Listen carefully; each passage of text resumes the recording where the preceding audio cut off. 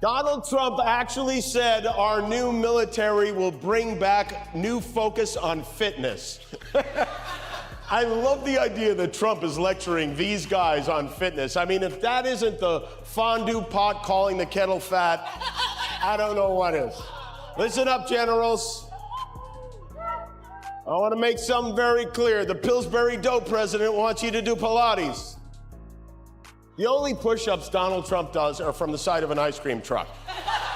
If you get so fat you start breaking escalators, you are unfit to serve in the military.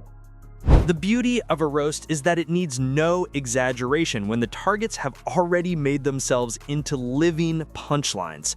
Donald Trump and Karoline Leavitt are the perfect proof that reality has surpassed satire. A duo so absurd that Jimmy Kimmel doesn't even need writers, he just has to watch them exist. Trump, the current president, still clings to the fantasy that history will remember him as a titan. Meanwhile, Leavitt trails behind him like a hype woman for chaos, parroting his delusions with the confidence of someone who has never questioned a single thing in her life.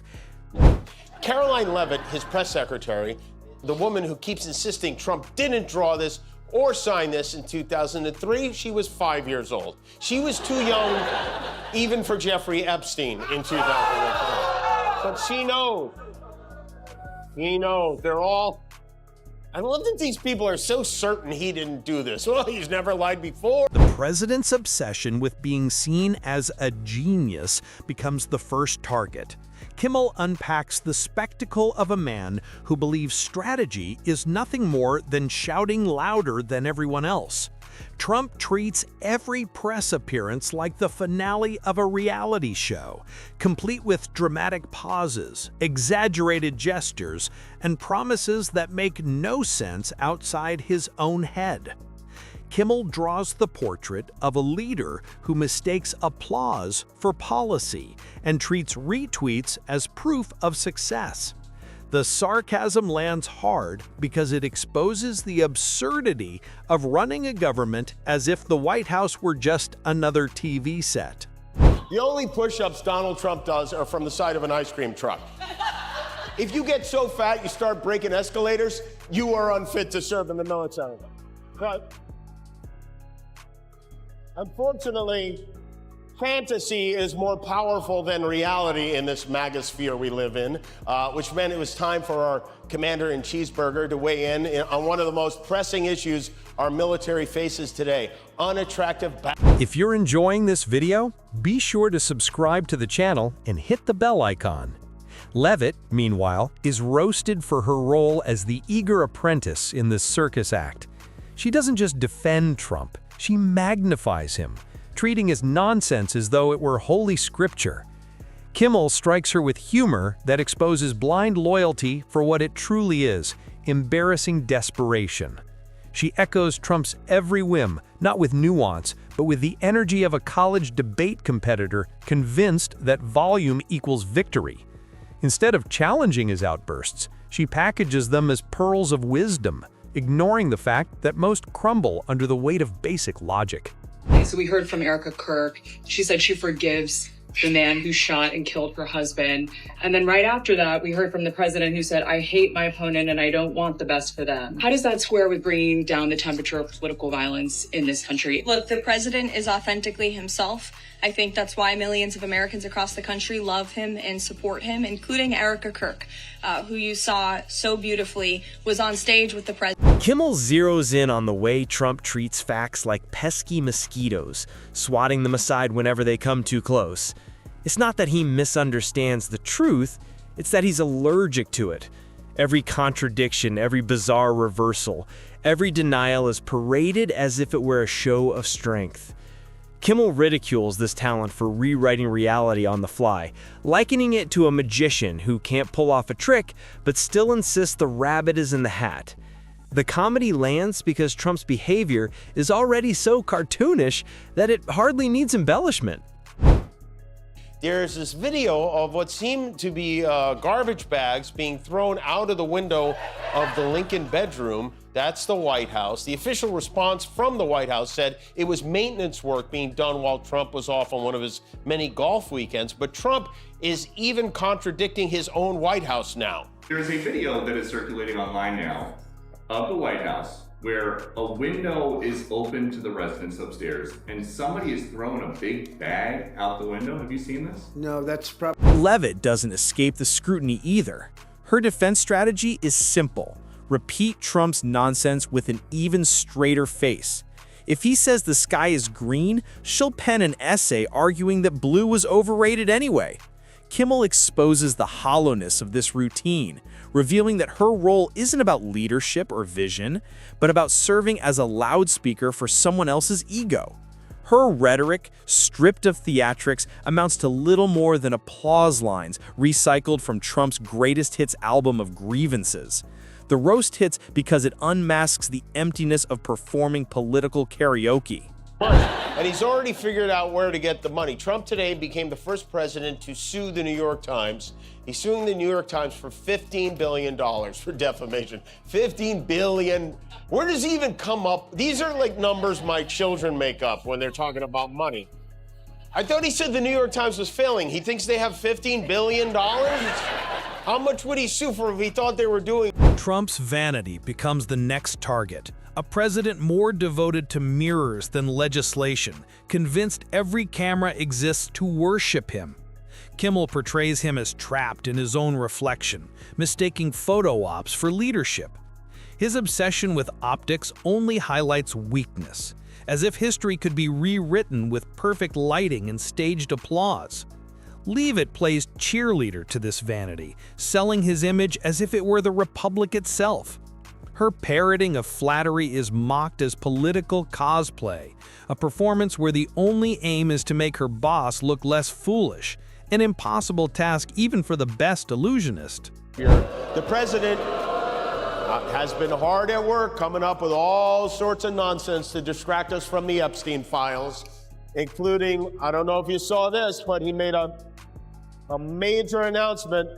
I am ordering my administration to declassify and release all government records related to Amelia Earhart, her final trip and everything else about her. Thank you for your attention to this. Kimmel shifts to Trump's endless hunger for feuds, mocking a president who turns bickering into an Olympic sport. From celebrities to world leaders, no one is too big or too small for his need to argue, as if the presidency were a bad YouTube comment section. It's not strategy, it's immaturity on steroids.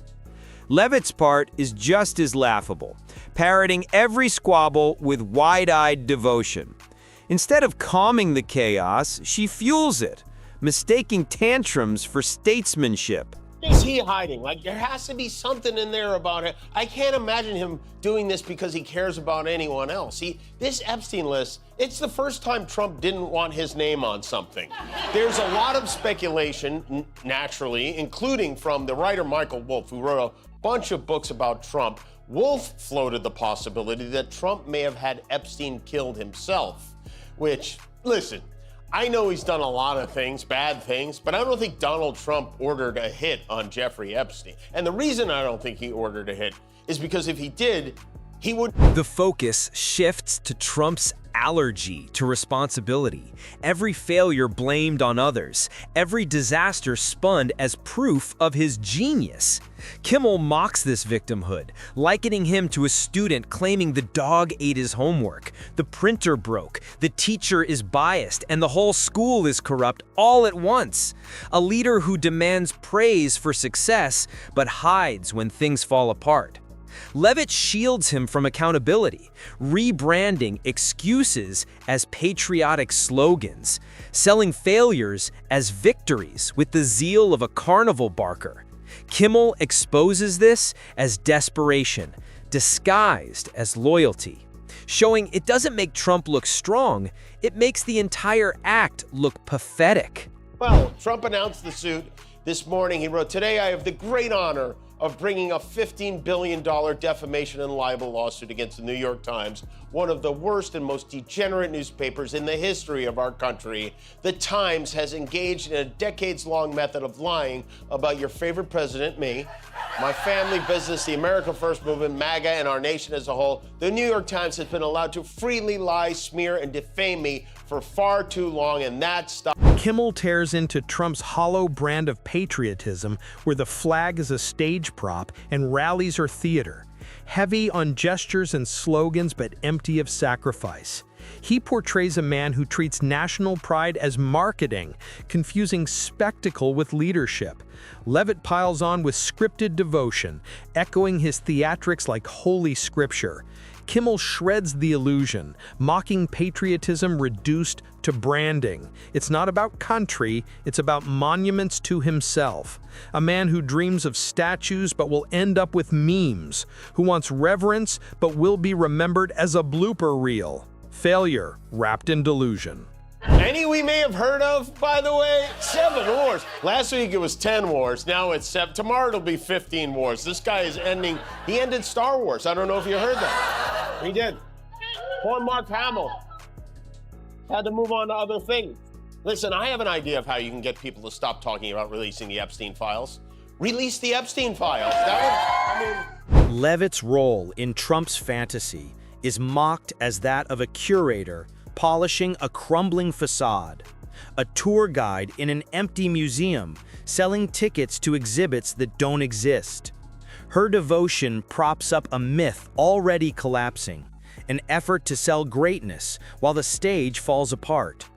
Kimmel frames Trump as the president who turned governance into vaudeville, chasing spectacle over substance, ratings over results.